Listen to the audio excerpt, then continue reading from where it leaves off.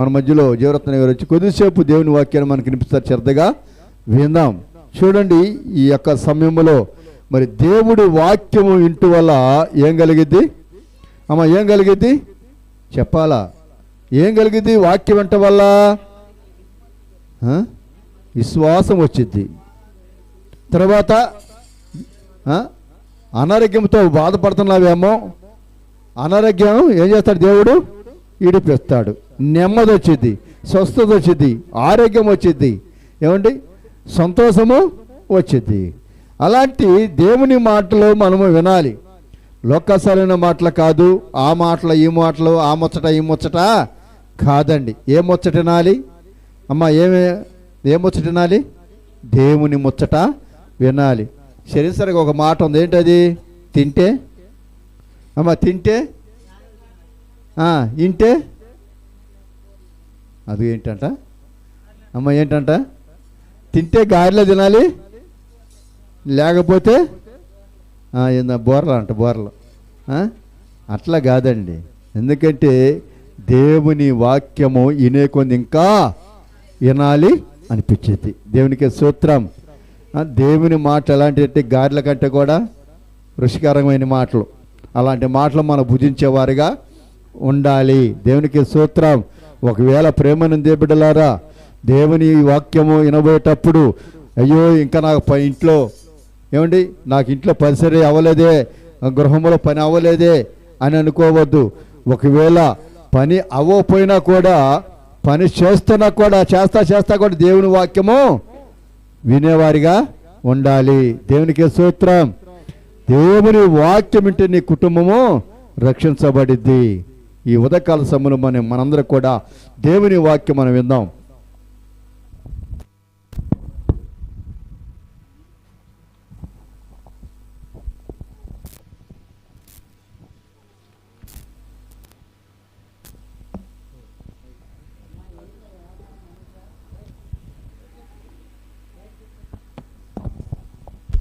దేవునికి స్తోత్రం.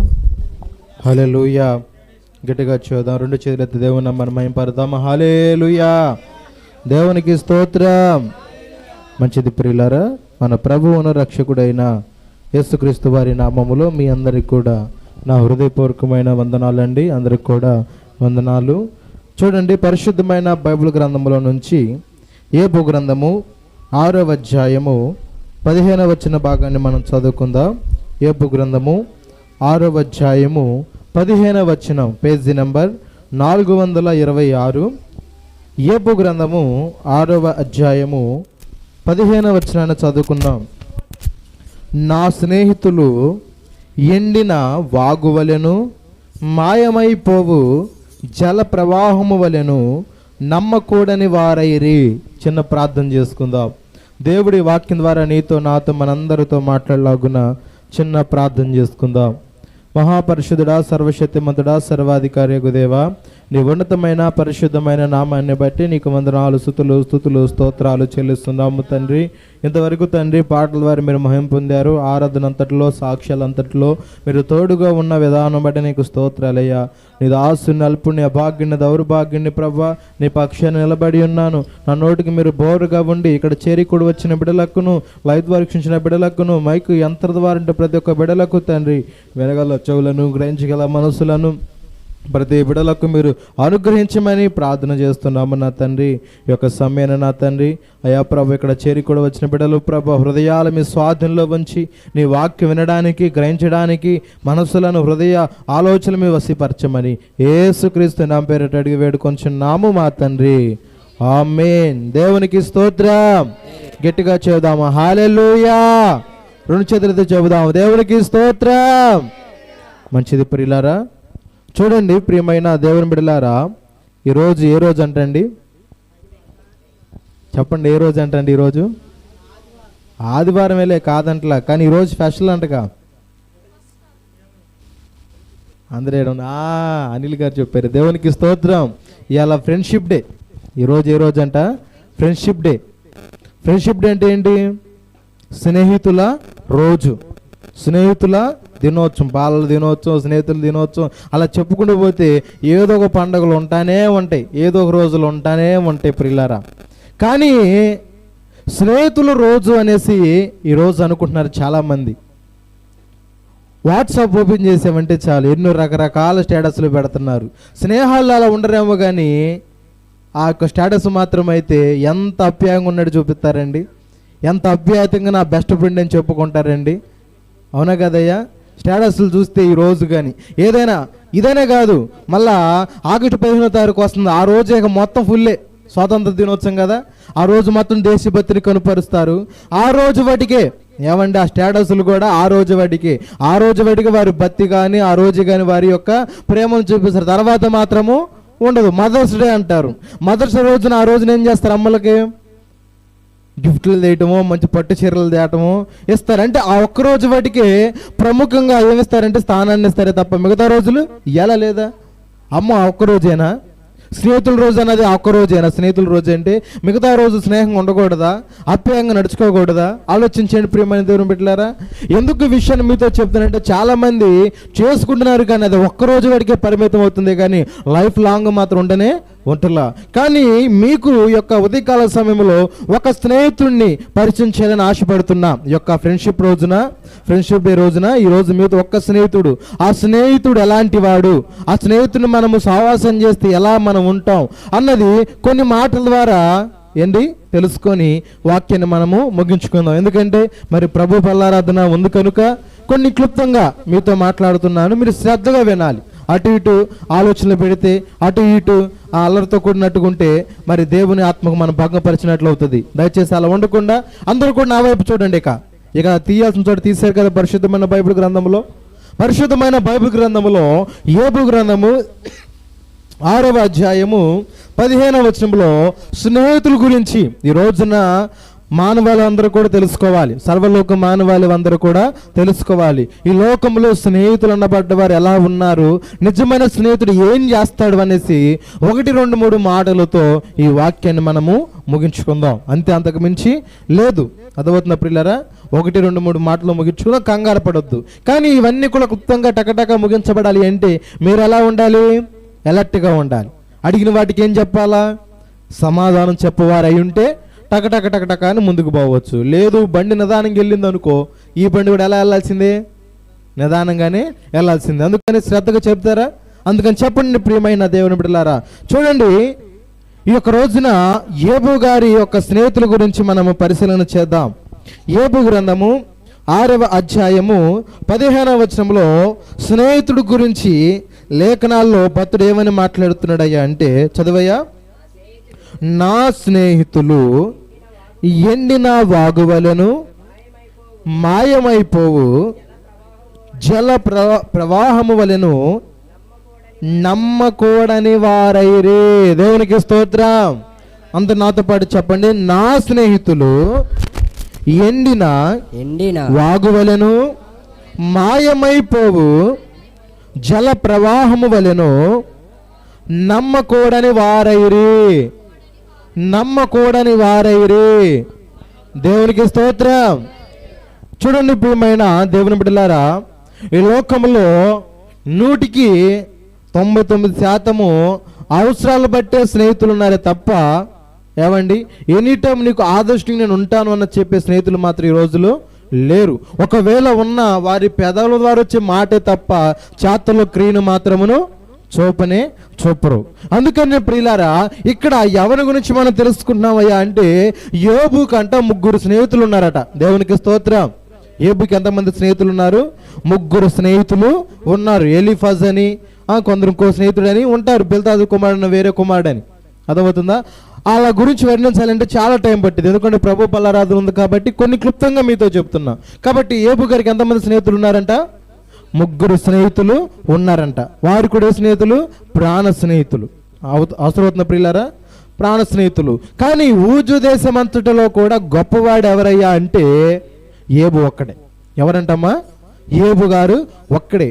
అతను కలిగిన ఆస్తి కానీ, అంతస్తులు కానీ, మేడలు కానీ, పలుకుబడి కావచ్చు, ప్రఖ్యాతి కావచ్చు, తనకు తగ్గ స్నేహితులకు కూడా ఎవరికి కూడా లేదు. ఎవరికి ఇచ్చాడు దేవుడు? యోబుకే ఇచ్చాడు. యోబుకు దేవుడు ఎందుకు ఇచ్చాడయ్యా అంటే, యోబుకు దేవుడు ఎందుకు ఆశీర్వాదకరంగా మార్చాడయ్యా అంటే, యోబు 4 లక్షలు కలిగిన వ్యక్తి అని బైబిల్ చెప్తుంది. ఎన్ని లక్షణాలు కలిగిన వ్యక్తి?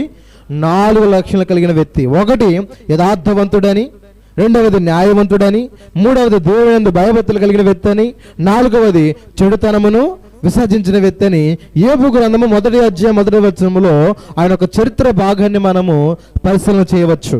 ఇంటికి వెళ్ళినాక చదువుకోండి ప్రియులారా. యోబు గ్రంథము 1వ అధ్యాయం 1వ వచనంలో ఉండిద్ది. కనుక ఈ 4 లక్షణాలు కలిగిన వ్యక్తిని దేవుడు ఆశీర్వదించాడు. ఏ దేశంలో?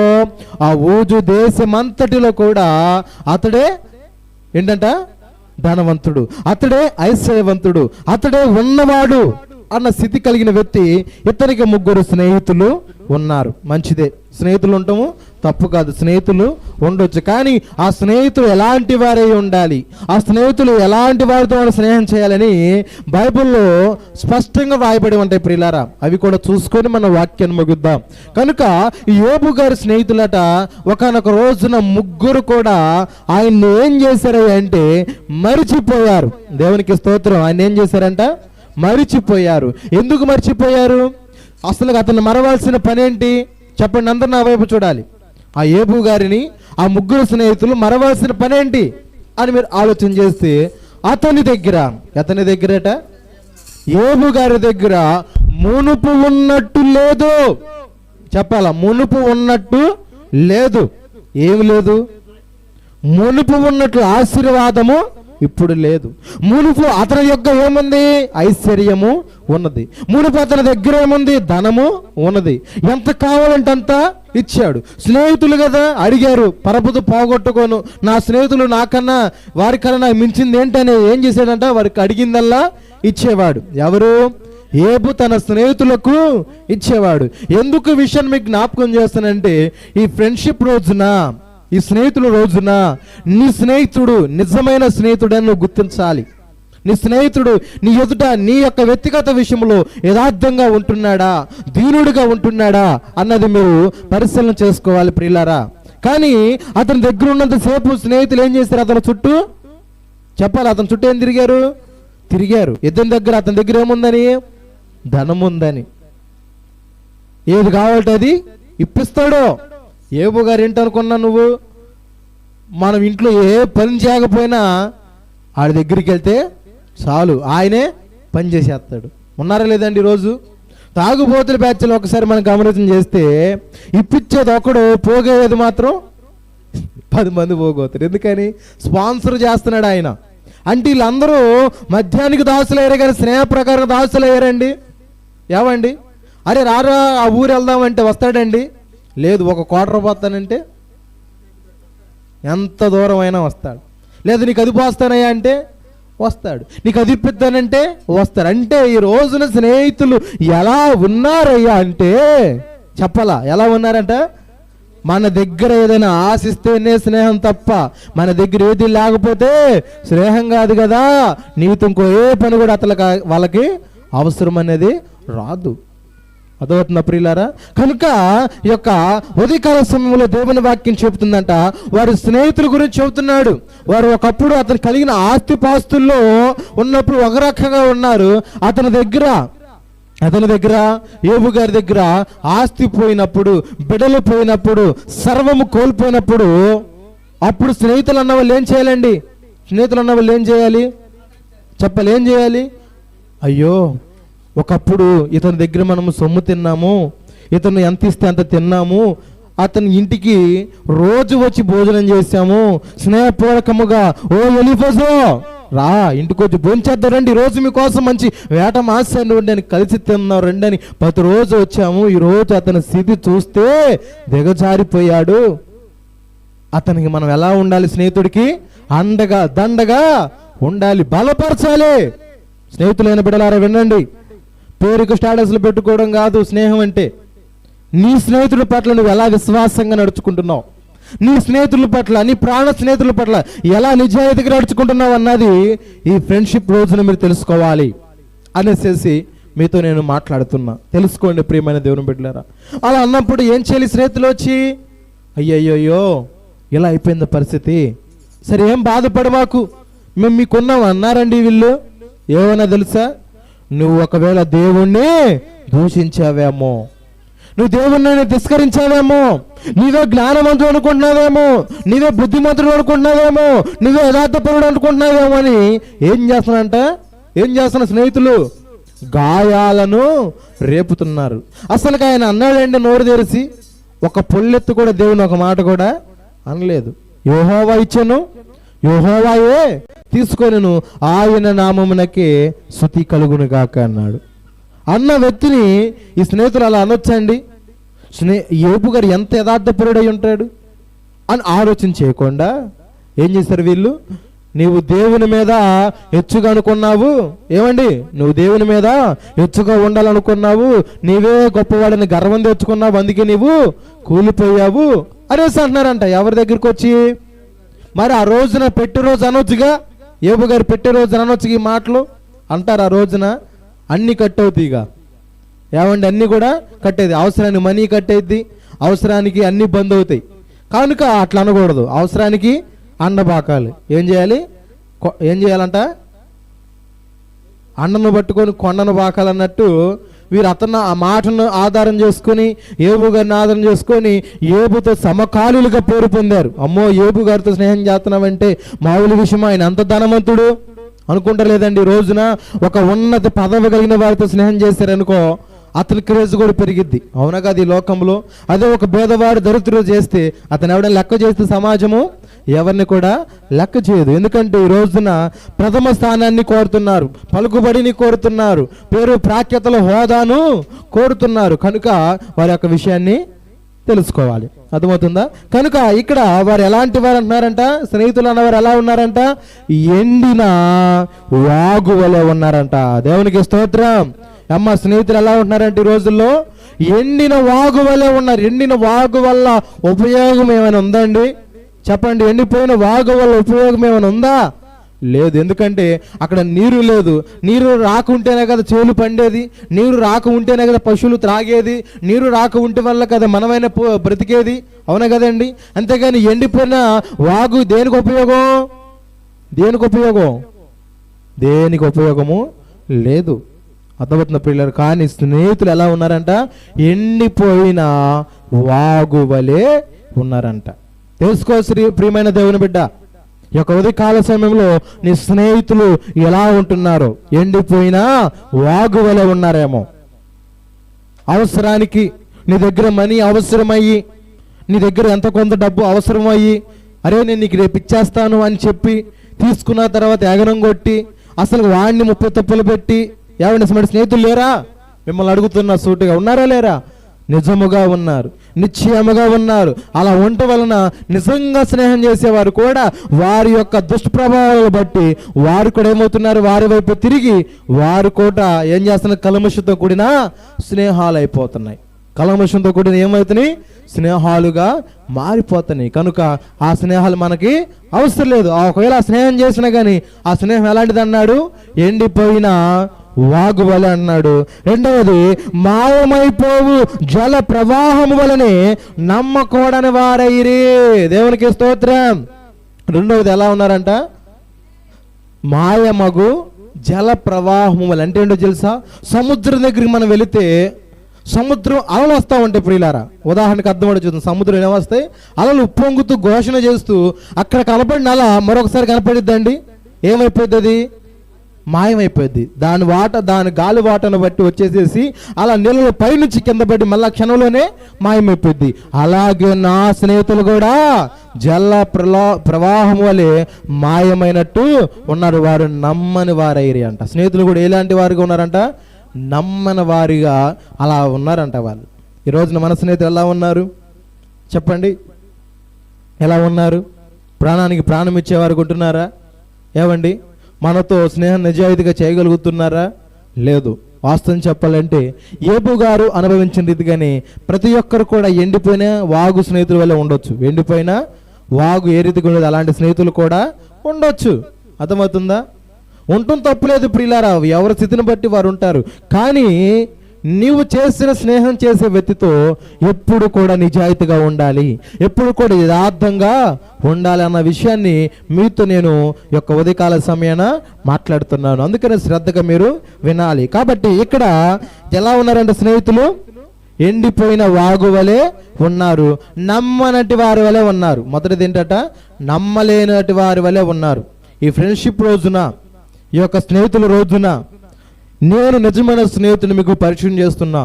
కానీ మన ముందు ఉంటున్న స్నేహితులు ఏవండి, వారందరూ ఎలాంటి వారుగా ఉన్నారు అని బైబిల్ ద్వారా మాట్లాడుకుంటే, ఒకటి, వారు ఎండిపోయిన వాగు వలె ఉన్నారు. ఎండిపోయిన వాగు వలన ఎవరికి ఉపయోగము లేదు. స్నేహితులు ఎంతమంది అయినా ఉంటారు, గూడిసి భోగిలా పెట్టుకుంటారు కొందరు. నా బెస్ట్ ఫ్రెండ్, నా బెస్ట్ ఫ్రెండ్, నా ఫ్రెండ్, నా ఫ్రెండ్ అని. కానీ తీరా చూస్తే అవసరానికి ఫోన్ చేసి నాకు ఇంత ఆర్థికంగా అయిందంటే, మీరు చేస్తున్న ఫోన్ ఫస్ట్ దానికి ఏం చేయబడింది? స్విచ్ ఆఫ్ చేయబడింది. దయచేసి మరలా చేయండి అన్నట్లు ఉంటుంది. అవసరానికి లిఫ్ట్ చేయలేరు. అర్థమవుతుందా? అలాంటి స్నేహితులు కాదు స్నేహితుడు అంటే. స్నేహితుడు అన్నవాడు ఎప్పుడు కూడా నిజముగా ఉంటాడు, ప్రతిదానికి అలర్ట్ అవుతాడు, నీకు ఏ సమస్య వచ్చినా కూడా ముందు ఉంటాడు. స్నేహితుల గురించి చెప్పాలంటే ఒక బైబిల్లో ఒక అద్భుతమైన స్టోరీ ఉంది. స్నేహితుల గురించి చెప్పాలంటే ఒక అద్భుతమైన స్టోరీ ఉంది. ఆ స్టోరీ ఏమంటే మీరు చెప్పండి. దావీదు, యోనాతాను. దేవునికి స్తోత్రం. ఎవరి గురించి అంట? దావీదు, యోనాతాను. యోనాతాను స్నేహము, దావీదు వారి స్నేహం ఎలా ఉండిద్ది అంటే, ఒక స్త్రీలకు మించిన మధురమైన స్నేహం అని ఒక చోట రాయబడి ఉండిద్ది. ఎందుకంటే అతడు యోనాతాను. యోనాతాను ఎవరి కుమారుడు? సౌలు కుమారుడు. సౌలు ఎవరంతకి? దావీదు యొక్క మామ. అప్పుడు యోనాతాను అతనికి ఏమవుతాడు? వరుసకి బామర్దు కానీ బావ కానీ అవ్వచ్చు, వయసును బట్టి. అర్థమవుతుందా? కానీ వారు వరుస ప్రకారం చూసుకోక వారి మధ్య స్నేహము ఎలా ఉండాలి, మన స్నేహం వల్ల ఇతరులకు మనం ఏం చేయాలి, ఇదిరా స్నేహం అంటే అని చూపించాలని వారు ఎంతో పట్టుదల కృషి చేసి దేవుని ప్రేమను, దేవుని స్నేహాన్ని కనుపరిచిన వారిగా ఉన్నారు. దేవునికి స్తోత్రం. అందుకని ఆ స్నేహం ఎలాంటిది అంటే, ఒక పక్కన తండ్రి తన స్నేహితుడైన దావీదును చంపాలనుకున్నాడు. ఆ చంపే స్థితిలో నుంచి తప్పించాలి, నా స్నేహితుడికి ప్రాణాపాయమును జరగటానికి వీల్లేదు, నా స్నేహితుడు గొప్పవాడు, నా స్నేహితుడు రాజ్యాన్ని నేలేవాడు, నా స్నేహితుడు ఒక అధికారి, దేవుని చేత అభిషేకం పొందిన వ్యక్తి, అలాంటి వ్యక్తిని మనం చంపడానికి వీల్లేదని అనేక పర్యాయాలు, ఒక్కసారి కాదండి, వినండి, అనేక పర్యాయాలట ఏం చేశాడట? యోనాతాను దావీదుని కాపాడుతూ వచ్చాడు. అంటే వారి స్నేహంలో ఏది లేదు? కల్మషము లేదు. వాస్తవం చెప్పాలంటే అప్పుడు సౌలు పరిపాలిస్తున్నాడు కదా. సౌలు పరిపాలిస్తున్నప్పుడు ఆ రాజ్యం తన చనిపోయిన తర్వాత ఎవరికి వచ్చింది? సౌలు కుమారుడైన యోనాతానికే వచ్చింది, కుమారుడికి స్వాచ్యం. అవునా కదా? పక్కలకు వచ్చిద్దా? చెప్పండి. పక్కనోళ్ళకి ఎవరికి రాదు. ఇప్పుడు నీ ఆస్తి అనుభవించాలంటే ఎవరున్నారు? నీకు కొడుకు ఉన్నాడు, ఆ కొడుకే అనుభవిస్తాడు. లేదా నువ్వు ప్రేమో దయో తలిస్తేనే తప్ప పక్కన వాళ్ళకి చెందుతుంది అది, అంతేగాని విడిగా మాత్రం ఎవరికి చెందదు. మరి అలాంటప్పుడు దావీదుతో స్నేహం చేస్తే, దావీదు ఒక పక్క రాజు కదా, ఏ రోజైనా నన్ను చంపేసేసి నా తండ్రి దగ్గర ఉన్న కోపం నా పైన చూపిస్తాడు అనుకున్నాడండి? ఎప్పుడు కూడా దావీదు అలా అనుకోలేదు. అతని స్నేహములో కల్మషము లేదు. ఎందుకంటే అతను ముఖ్యంగా ఆ స్నేహమును ఎక్కడ తెలుసుకున్నాడు? స్నేహం అంటే ఎలా ఉండాలని ఎవరి ద్వారా తెలుసుకున్నాడయ్యా అంటే దేవునితో స్నేహము చేశాడు. ఆ స్నేహం ఎంతో పవిత్రమైనది కనుక, ఎంతో బంధమైన ప్రేమ కనుక అలాంటి స్నేహాన్ని తన స్నేహితుడైన యోనాతాను పక్షాన కనుపరిచాడు. యోనాతాను కూడా తన బామ్మర్ది కావచ్చు లేదా బావగారు కావచ్చు దావీదు పైన ఆ స్నేహాన్ని ఏం చేశాడు? కనుపరిచిన వాడుకున్నాడు. కాబట్టి అలాంటి ప్రేమను మనం ఏం చేయాలట? కనుపరిచే వారికి ఉండాలి. అంతేగాని ఎండిపోయిన వాగు వలెనో, లేవండి మాయమగు ఆ జల ప్రవాహం వలెనో, లేదా నమ్మన వారి వలె ఉంటే అది స్నేహం అంటారా? నేను అడుగుతున్నా సూటిగా, స్నేహం అంటారా?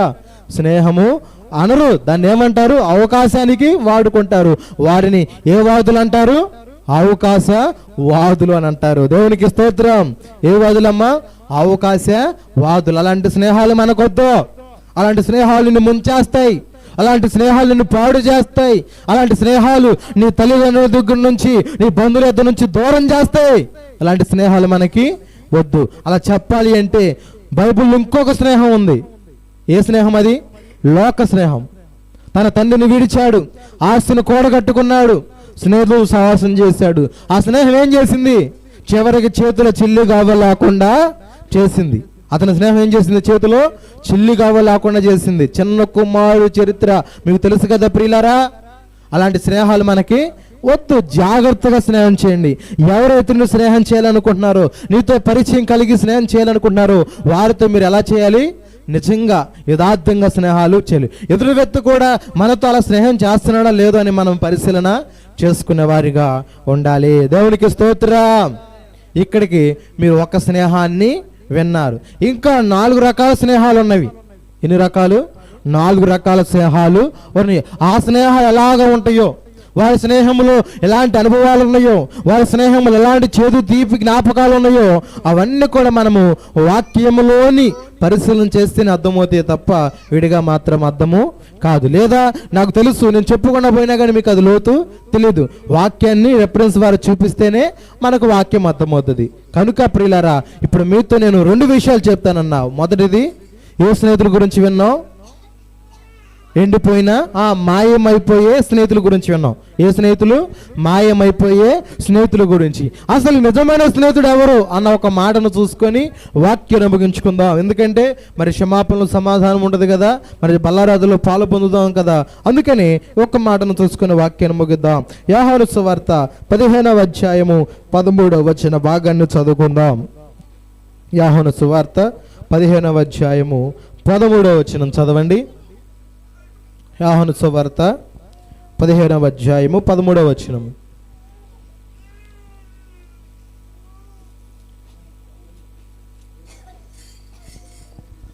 పదమూడవ వచనంలో, తన స్నేహితుల కొరకు తన ప్రాణమును పెట్టువాని కంటే ఎక్కువైన ప్రేమ గలవాడెవడును లేడు. గట్టిగా స్తోత్రం చెప్పండి ఒకసారి. హల్లెలూయా. గట్టిగా చూద్దాం. హల్లెలూయా. మంచిది ప్రియులారా. ఇందాక మీతో ప్రారంభంలో ఒక మాట అన్నా. ఏమని? ఈ యొక్క ఫ్రెండ్షిప్ డే రోజున నిజమైన స్నేహితుని మీకు పరిచయం అన్నానా లేదండి? ఆ స్నేహితుడు ఎవరు అన్నది కూడా మిమ్మల్ని అడుగుతున్నా. ఆ స్నేహితుడు ఏం చేశాడు మన కొరకు కూడా మిమ్మల్ని అడుగుతున్నా. ఏం చేశాడు, ఎవరు నిజమైన స్నేహితుడు అన్నది ఈ ఒక భాగంలో మనం చూడగలుగుతాం.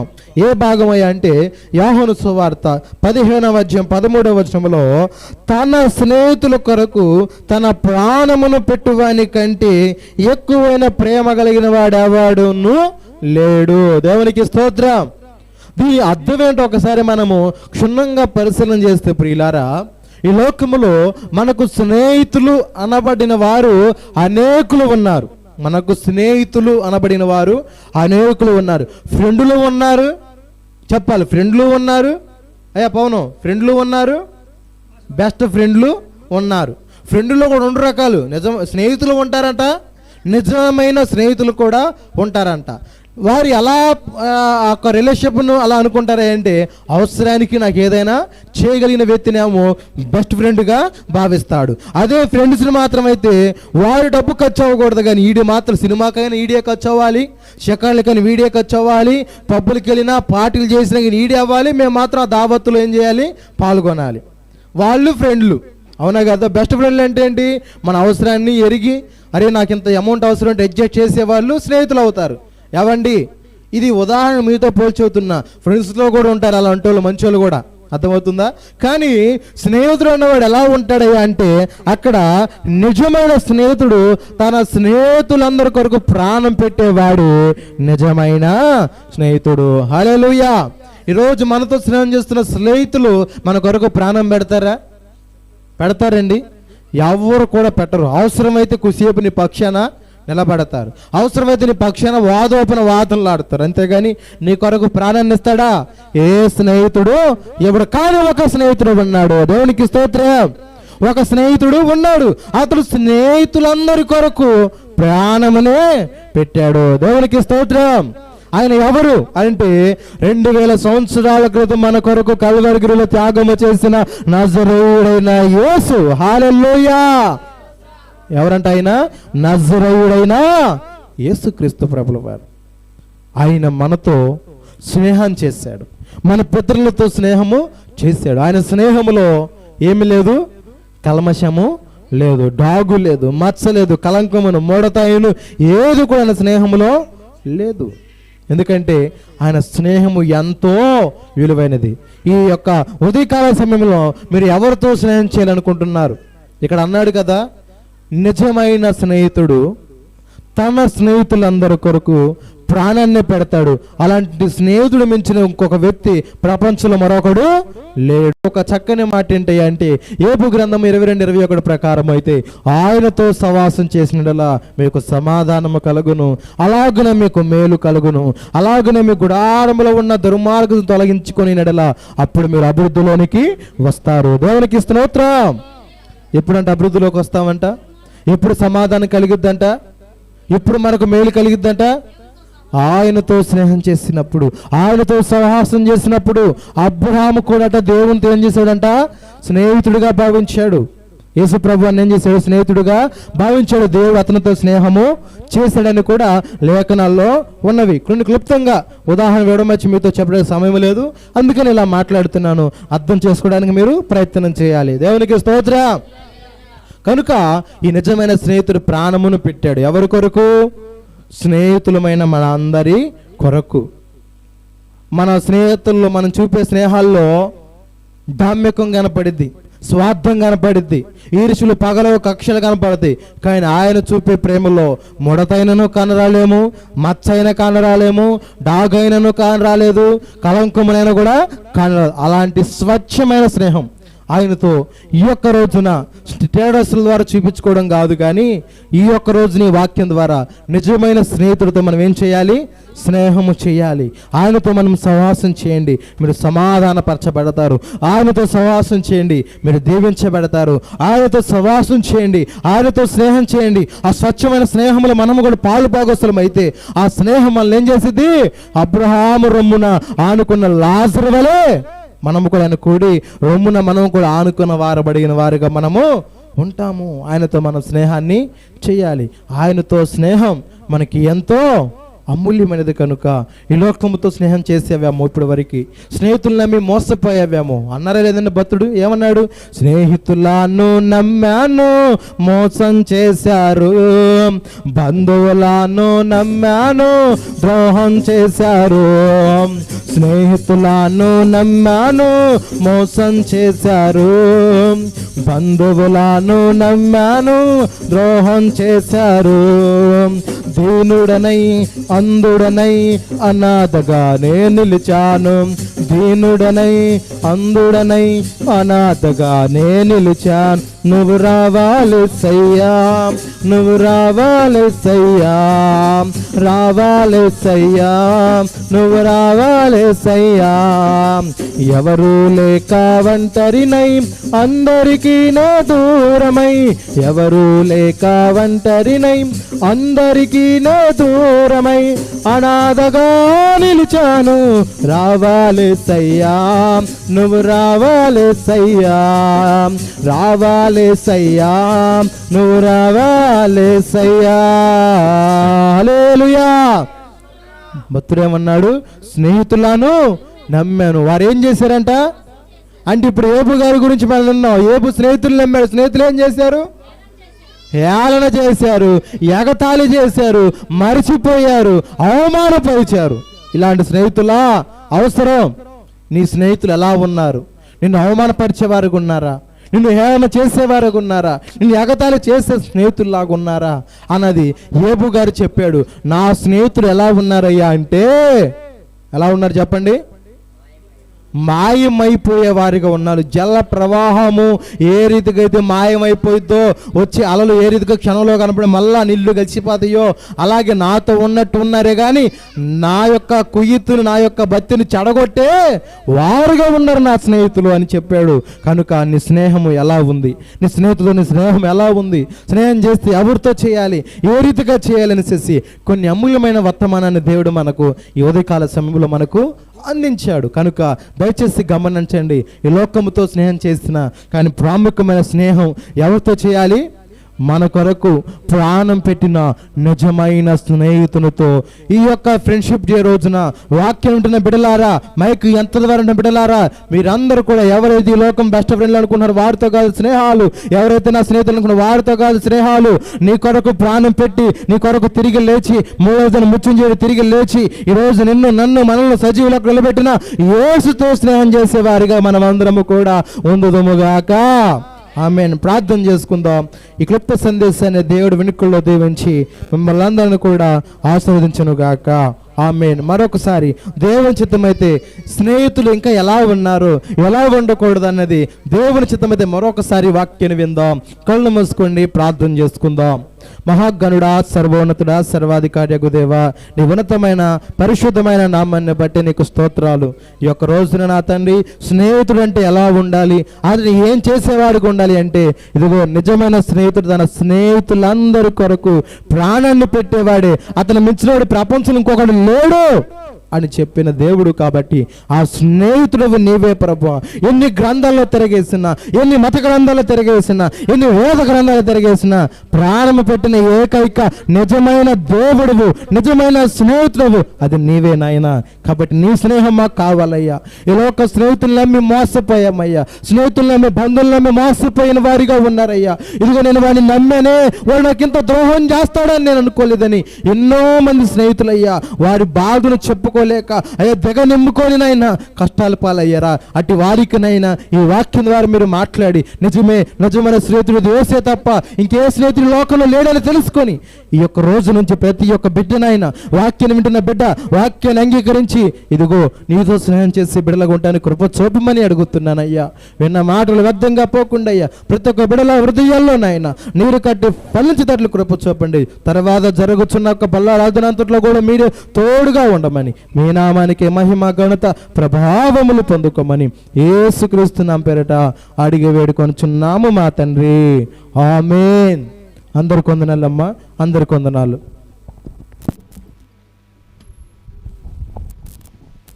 దేవునికి స్తోత్రం. మరి యొక్క సమయంలో అందరు కూడా ఒకరికొకరు లేచి క్షమాపణ అడుగుదాం.